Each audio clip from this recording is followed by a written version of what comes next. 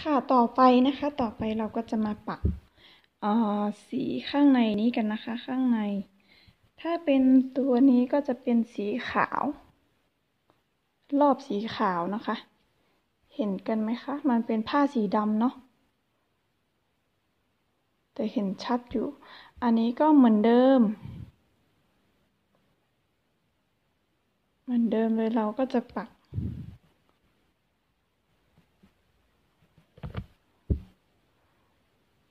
กสีขาว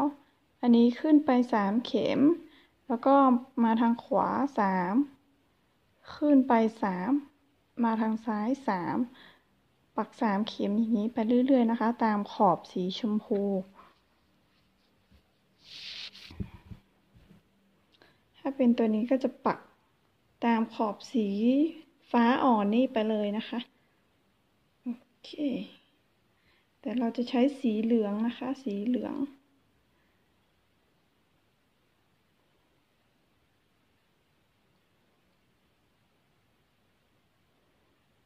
ใครที่ถนัดมัดปมนะคะก็มัดปมนะคะหรือว่าใครที่ไม่ถนัดในการมัดปมก็สามารถใช้เข็มสอดได้ที่เคยปักแล้วอย่างนี้นะคะสอดได้ไปอย่างนี้ก็ได้นะคะแต่กลัวมันหลุดอย่างนี้ก็ได้แล้วค่อยแทง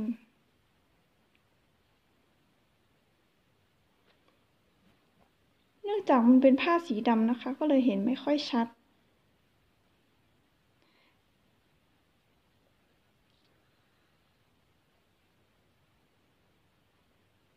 อันนี้ก็ปักขวาทับซ้ายไปเรื่อยๆ3เข็มเหมือนเดิมนะคะ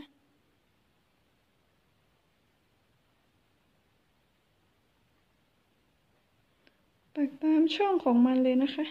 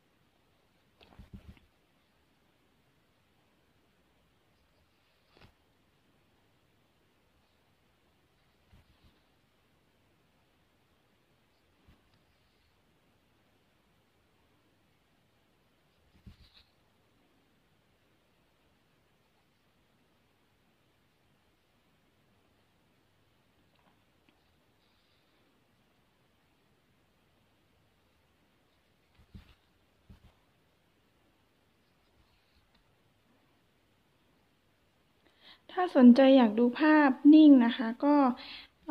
ไปตามดูที่แฟนเพจ Bowie Handmade นะคะชื่อมันก็จะชื่อเดียวกับช่องใน YouTube นี้เลยนะคะ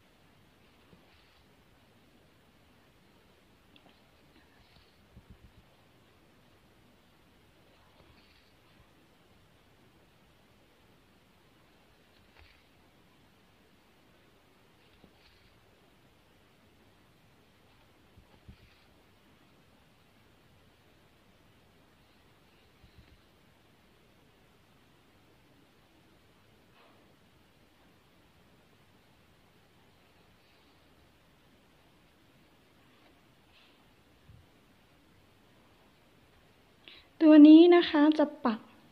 โบจะปัก1 เข็มข้างในนี้เป็นแบบนี้นะคะใช้สีเหลืองปักไปเลยแบบนี้มันก็จะเป็นรูปแบบนี้นะคะแต่ถ้าตัวสีเหลืองเห็นไหมคะจะใช้สีน้ำเงินปักข้างในนี้มันก็จะแตกต่างกันหน่อยนะคะแล้วแต่ว่าเราชอบแบบไหนนะคะปักแบบนี้นะคะโอเคต่อไปเราก็จะตัดได้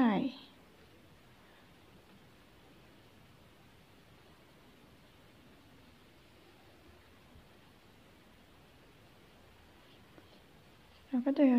เก็บได้หน่อยนึงเพื่อความสวยงามนะคะเราต้องเอาสวยงามทั้ง2 ด้านนะคะนี่เลยแล้วเราก็จะใช้กรรไกรตัด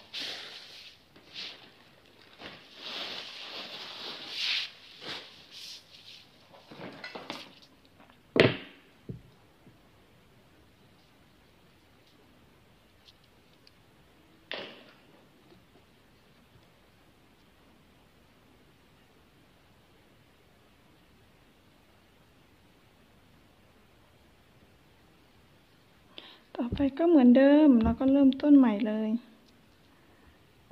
เราก็แทงจากข้างหลังนี้นะคะ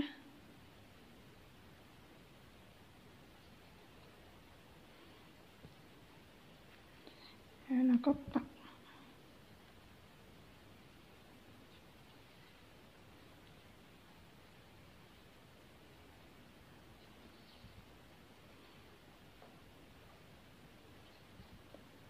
วิธีปักให้สวยงามนะคะก็คือ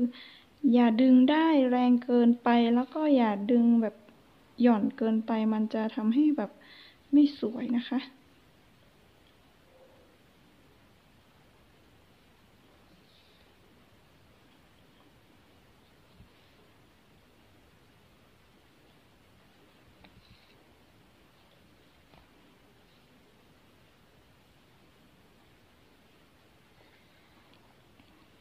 โอเค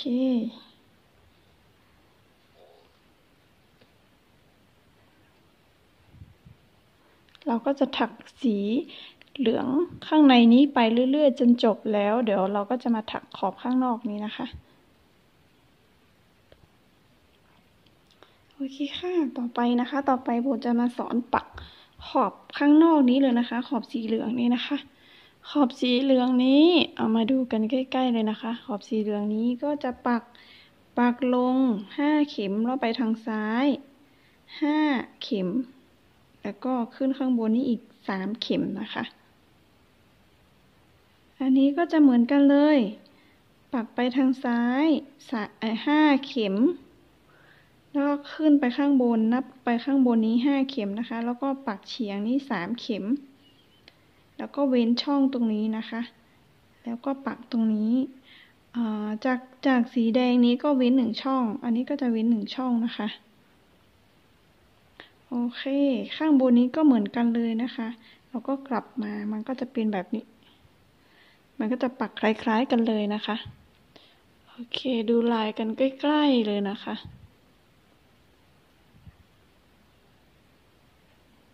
ข้างนอกนี้ปักไม่ยากเลย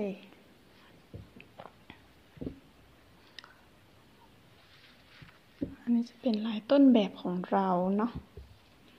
โอเคมาเราก็จะเริ่มต้นจากเราปักข้างบนนี้ก่อน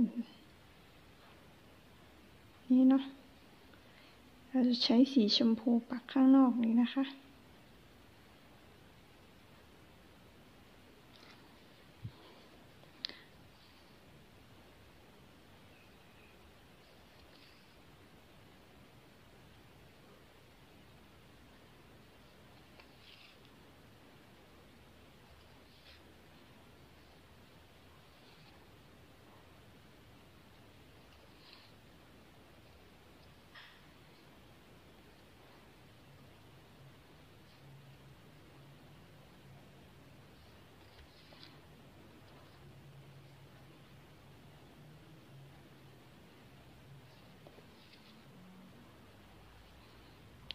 สีนะคะแล้วก็ถ้าชอบสีไหนนะคะก็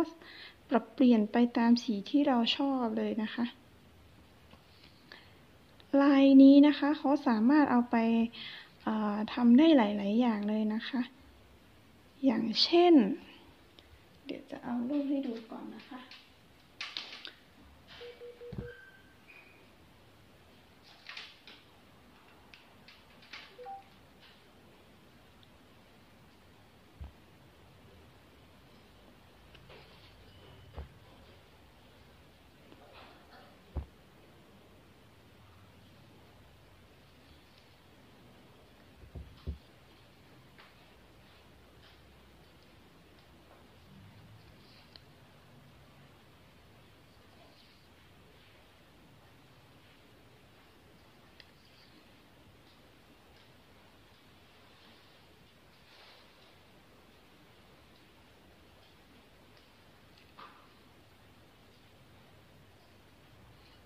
เดี๋ยวก่อนถ้าปักถึงตรงนี้เราก็จะปักแบบนี้ไปก่อนปัก1 เข็มเฉียงไปแบบนี้ก่อน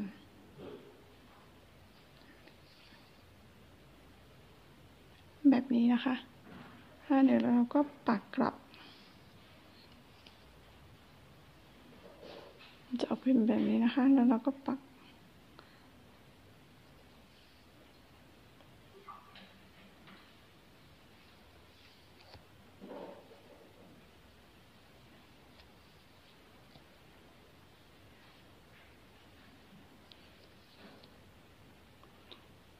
แบบนี้นะคะจะได้ช่วยลดการยุงได้นะคะถ้ายุงไปยุงมามันจะไม่สวยงานของเราจะออกมาไม่สวยนะคะโอเคมันก็จะได้แบบนี้นะคะแล้วเราก็กลับด้านแล้วเราก็เอาได้สอด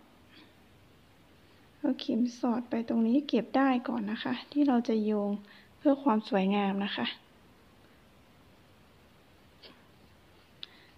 แล้วก็ข้ามมาฝั่งนี้เราจะได้ไม่ต้อง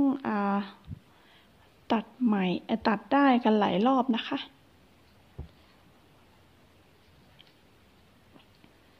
แล้วเราก็ปักธรรมดาของเราเลย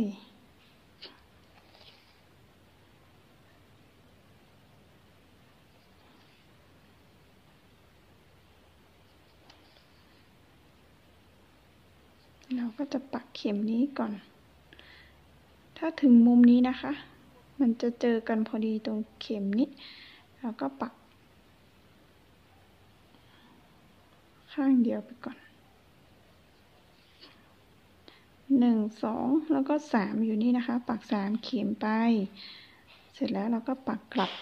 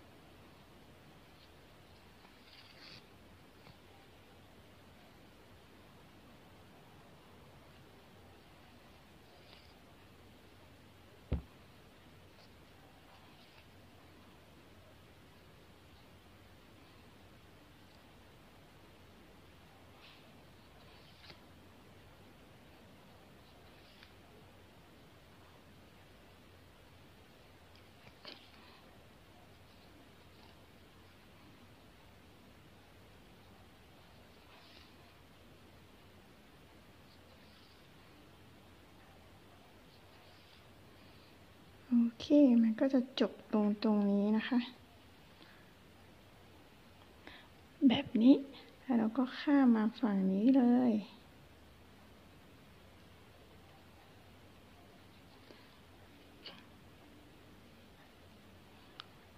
มาดูกันใกล้ เนื่องจากมันเป็นผ้าสีดำนะคะ มันก็เลยไม่ค่อยเห็น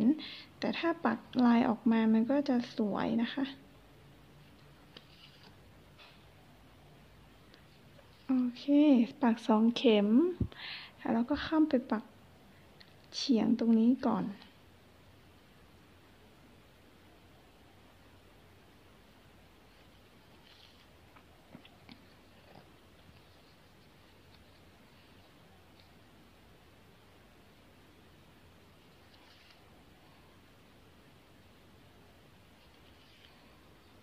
ข้างบนกับข้างล่างนี้ปักเหมือนกันเลยนะคะ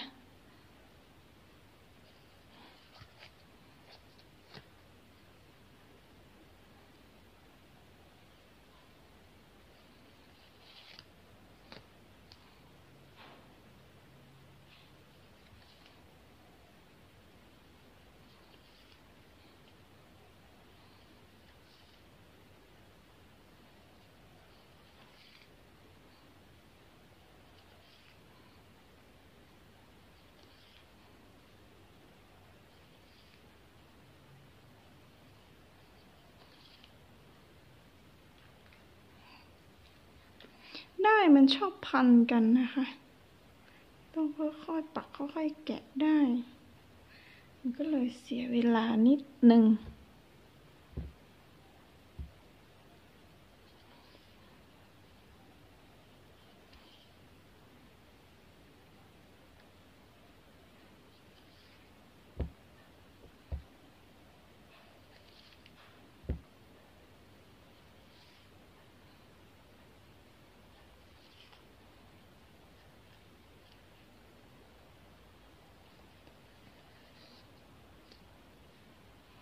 นี่เลยมันก็จะเป็นแบบนี้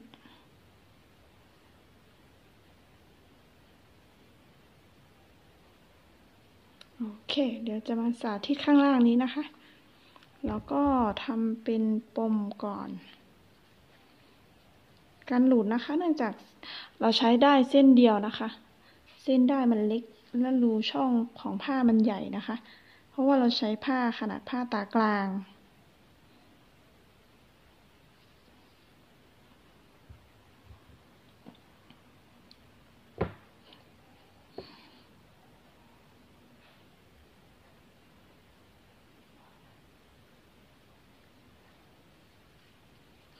โอเค ถ้าเป็นข้างล่างนี้เราก็จะเริ่มจากข้างบนนี้มาก่อน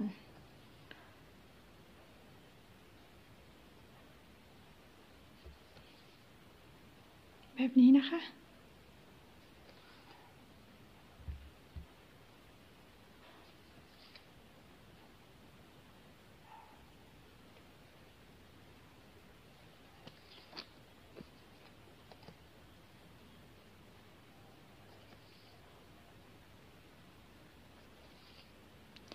การจับผ้านะคะ แล้วแต่ว่าใครถนัดยังไงนะคะ มันไม่มีสาระสำคัญนะคะ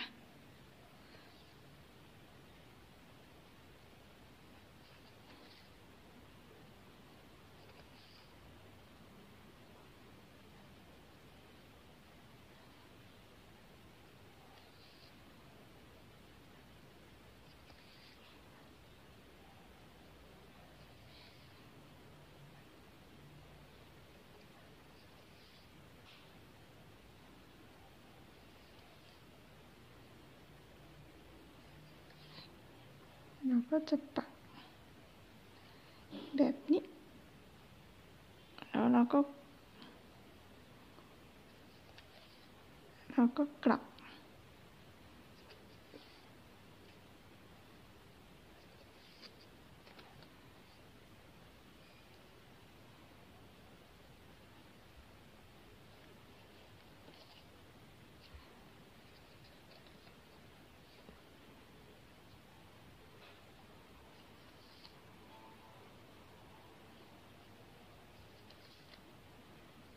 เสร็จแล้วเหมือนเดิม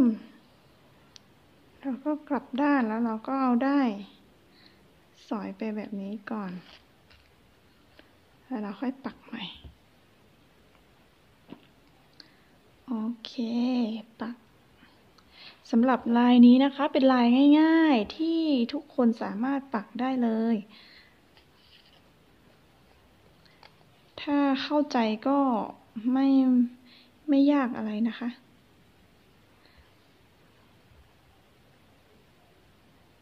โอเคเป็นแบบนี้นะคะอันนี้ก็ปักเรื่อยๆจนจบนะคะเสร็จแล้วถ้าปักเสร็จมันก็จะได้หน้าตาแบบนี้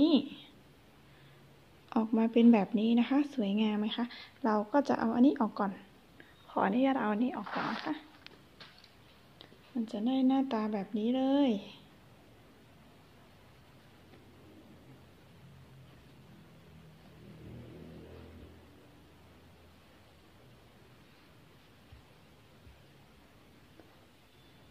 แบบนี้นะคะ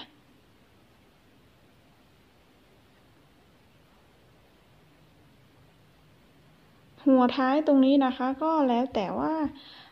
จะใช้ใครจะเหลือเท่าไหร่แต่มันก็เหลือเยอะอยู่แล้วนะคะถ้าเหลือช่องนี้ก็ประมาณกำลังโอเคค่ะส่วนใหญ่นะคะเขาก็จะใช้เอาไปทำกระเป๋าแบบนี้นะคะส่วนใหญ่เลย2 ลายนี้อันนี้ก็จะเป็นสีเขียวนะคะดูการปักข้างนอกนี้ก็จะแตกต่างจากสีม่วงใบนี้หน่อยนึงนะคะอันนี้จะปักแค่เข็มเดียวตรงกลางนี้นะคะสำหรับใครที่ชอบเอาไปตกแต่งเสื้อก็ได้นะคะเห็นเขาเอาไปตกแต่งเสื้อกันสวยนะคะอันนี้จะเป็นลายสีม่วงหรือสำหรับใครที่สนใจกระเป๋านะคะก็ทักมาเลยนะคะทักมาในช่องนี้ก็ได้หรือว่าเข้าไปที่เพจ Bowie Handmade ก็ได้นะคะสนใจผ้าหรือสนใจกระเป๋าสนใจลายนี้หรือสนใจกระเป๋าก็ทักมาได้เลยนะคะโอเคขอบคุณค่ะอย่าลืมกดไลค์กดแชร์กดติดตามกด Subscribe ให้ด้วยนะคะ